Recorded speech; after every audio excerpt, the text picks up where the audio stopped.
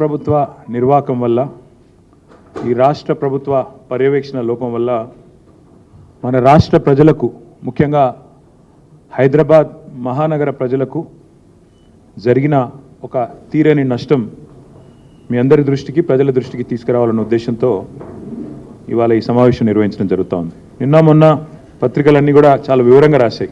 నీట మునిగిన Sunkishala pump house అని, తర్వాత చాలా వివరంగా ఒకటి కాదు కూలిన సుంకిశాల గోడ అని చాలా డీటెయిల్డ్గా ఏ రకంగా రాష్ట్ర ప్రజల సంపద కోట్లాది రూపాయల సంపద ఏ రకంగా నీట మునిగిందో ఇవన్నీ కూడా చాలా వివరంగా చాలా వివరణాత్మకంగా ప్రజల దృష్టికి అన్ని పత్రికలు కూడా తీసుకొని వచ్చినాయి.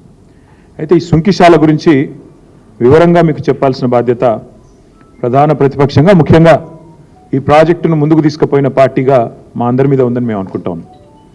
హైదరాబాద్ తాగునీటి అవసరాల కోసం ఈ ప్రతిపాదన కొత్తది కాదు.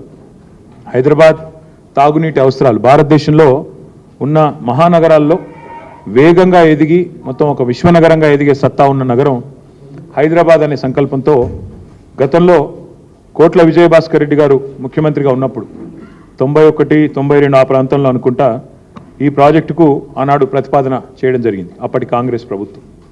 తదనంతరం ఈ ప్రాజెక్టుకు శంకుస్థాపన కూడా జరిగింది. జరిగితే అప్పుడు నల్గొండ జిల్లా రైతులు మా సాగునీటి అవసరాలు తీరకుండా కృష్ణా జలాలను మీరు ఎట్లా తీసుకొని పోతారు తాగునీటి కోసం హైదరాబాద్ కోసం అంటూ ఆనాడు పెద్ద ఎత్తున ఆందోళన చేసినారు. పోలీస్ కాల్పులు కూడా జరిగినాయి. జరిగితే ఆ రోజుల్లో రైతులు చాలామంది గాయపడ్డారు. అక్కడ జరిగిన ఘర్షణల్లో నాకు గుర్తున్నంత వరకు సబ్జెక్ట్ టు కరెక్షన్ ఒక సబ్ ఇన్స్పెక్టర్ కూడా చనిపోయాడు. అంత బీభత్సమైన పోరాటం ఆనాడు నల్గొండ జిల్లాలో జరిగింది. దాంతో ఇంత ఘర్షణ జరిగిన తర్వాత ఇంత గొడవ జరిగిన తర్వాత ఆ పథకం మొత్తంగా అటకెక్కింది, మర్చిపోయారు.